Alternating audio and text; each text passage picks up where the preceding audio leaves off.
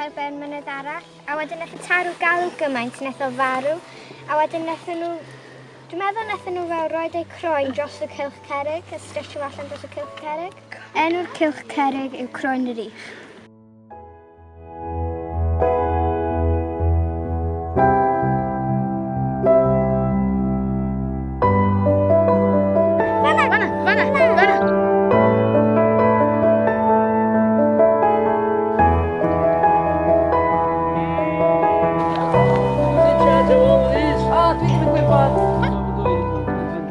Ydy hwnna'n Cadair Idris? Hwn... Cadair Idris fan hyn. Hwn Elin? Ie. Da chi wedi bod fyny Cadair Idris? Felly fyny, chymod, gen i lot o waith, gen i ddwy ffarm am syniad, ddim amser i fynd i'n lled yn edrych ar y ddwy o hyd bob dydd. Ie.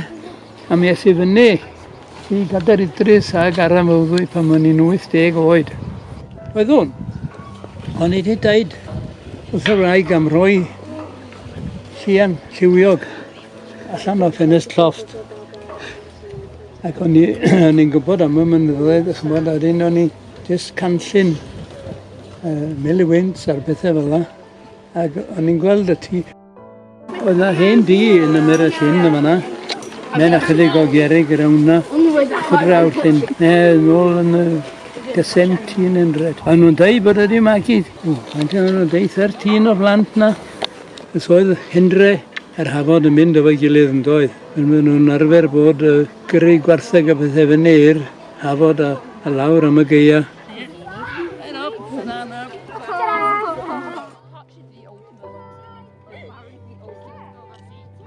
Fi o'n i'n trafod am y goeden oedd wedi torri'n hanner, ac oedden ni'n meddwl falle os oedd na rhyw daran wedi hitio hi, neu os oedd na dornado wedi torri'n hanner, neu falle bod hi wedi jyst tyfu efo twll yn y canol.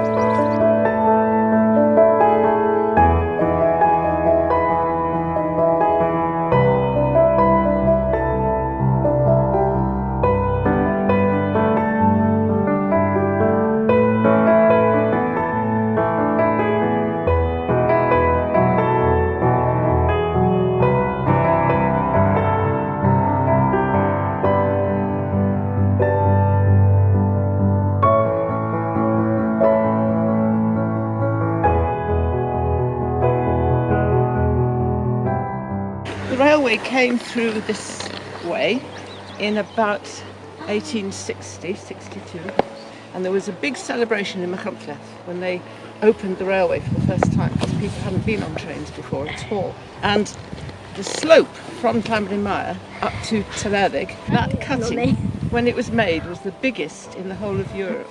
Mae Gwenyn wir yn hoffi dant y llew, oherwydd ar ôl nhw i peillio nhw, mae nhw'n troi fewn i'r planhigyn yma, a wedyn mae nhw'n gwasgaru'r hadau, ond ti'n gallu fel dal nhw a chwythu nhw, a wedyn mae'r hadau'n gwasgaru. Ie, maen nhw hefyd yn hoffi meillon yn fawr, achos dwi'n cofio mae ein loni yn llawn meillon, ac maen nhw gyd yn dod ato, a ti fi angen bod yn ofalus lle ti sefyll, rhag ond bod ti sefyll yn wenyn.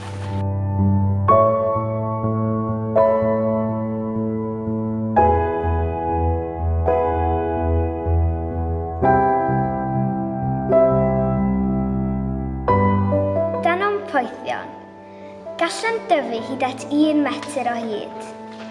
Maen nhw'n rhan o'r teulu Urticaceiae. Gwelir y blodau rhwng mis Mehefin a mis Hydref. Tormental. So people used to tan to make their own shoes. They would use the root of tormental.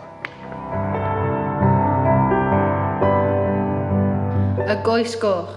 Mae gan y goes goch enw mwy lliwgar sef Bob Drewllyd.